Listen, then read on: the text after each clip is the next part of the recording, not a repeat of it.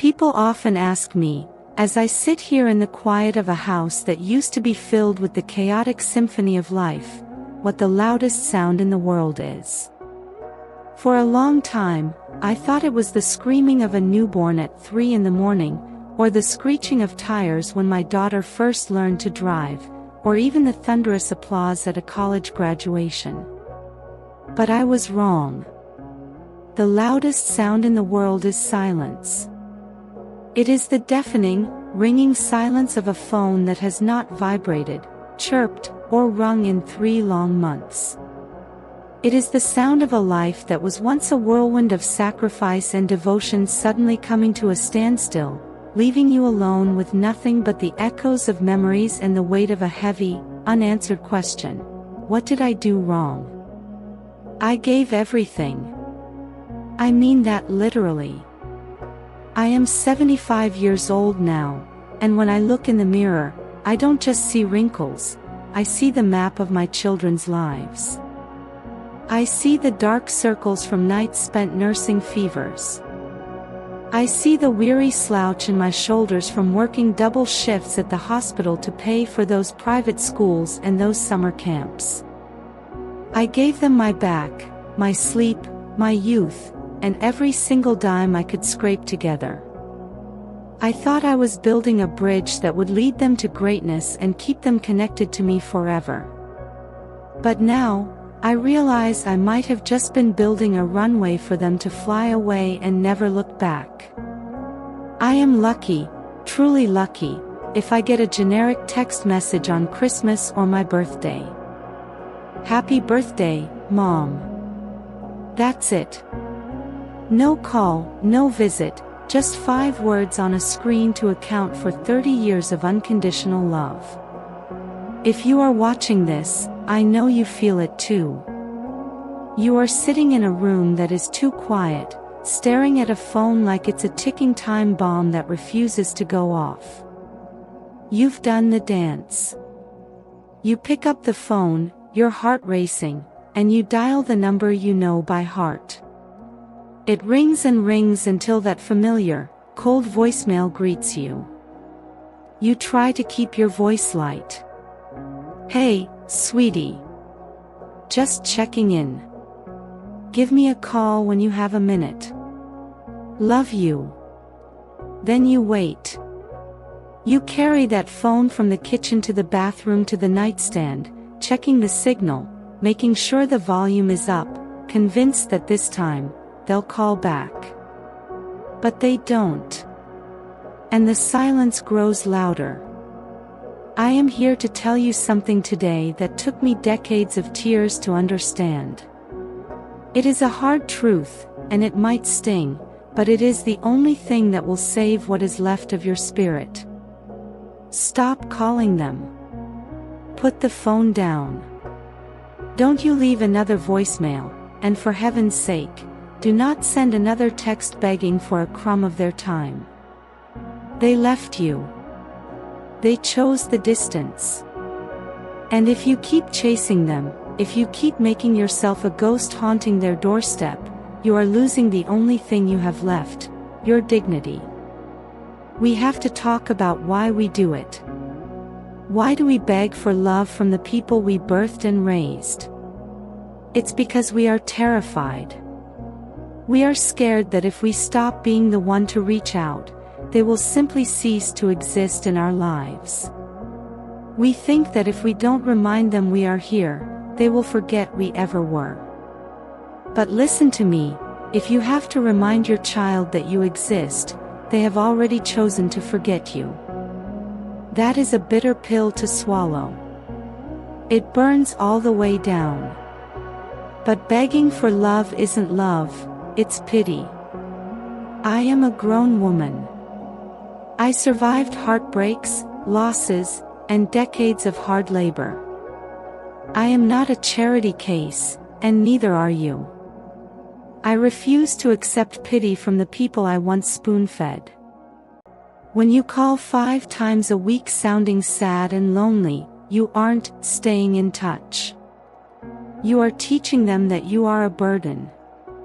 You are teaching them that you have no life of your own, that you are just a wilted flower waiting for them to bring a drop of water. People run from that. Even your own blood. It feels like pressure, like an emotional debt they don't want to pay. So they pull back, and because they pull back, you chase harder, and because you chase harder, they run faster. It is a cycle that only ends when you decide to stand still. Today, the chasing ends. The first step is to kill the guilt. I know what you do at night. You replay every mistake you ever made like a horror movie. Maybe I was too strict. Maybe I didn't listen enough. Maybe I worked too much and missed that one game. Let me tell you something, no parent is perfect. I wasn't perfect. I made mistakes that still make me cringe when I'm alone in the dark. But I was there. I didn't run. I provided, I protected, and I loved them with every ounce of my limited, human capacity. If your children are punishing you today for who you were 30 years ago, that is their burden to carry, not yours. You cannot apologize for the past forever, and you certainly cannot pay for it by sacrificing your dignity today. If they want to hold a grudge, let them. That's a heavy bag. You don't have to help them carry it. Forgive yourself. You did your job. The contract of parenthood, the part where you sacrifice your entire being, is over. You deserve peace. So, what do you do now? You build a garden.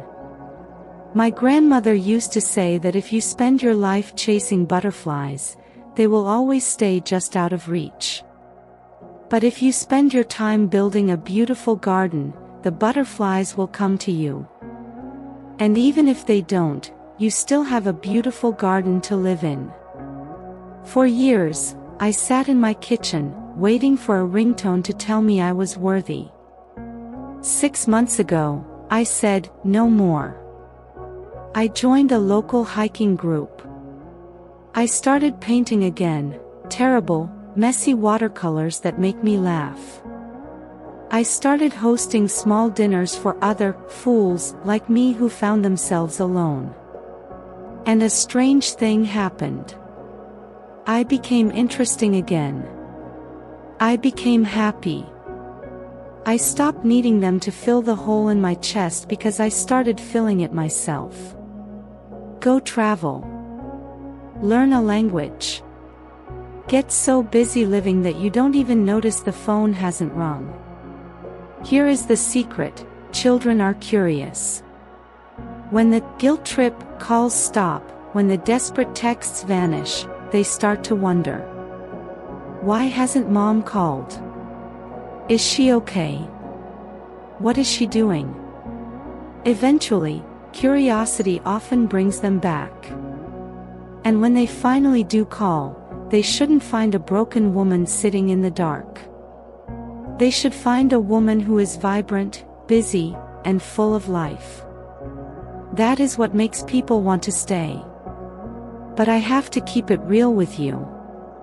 Sometimes, you build the most magnificent garden in the world, and the butterflies still don't come. Sometimes, people are just selfish, even the ones you shared your body with. If that is the case, let them go. Let them go with love, but let them go completely. You cannot force anyone to love you, but you can refuse to let their absence destroy you. You are not defined by who visits you on Sundays. You are defined by the woman you see in that mirror. I haven't heard from my son in weeks. But today, I am going to the mountains to see the sunrise. I'm going to eat a delicious meal, and I'm going to laugh. I am going to live.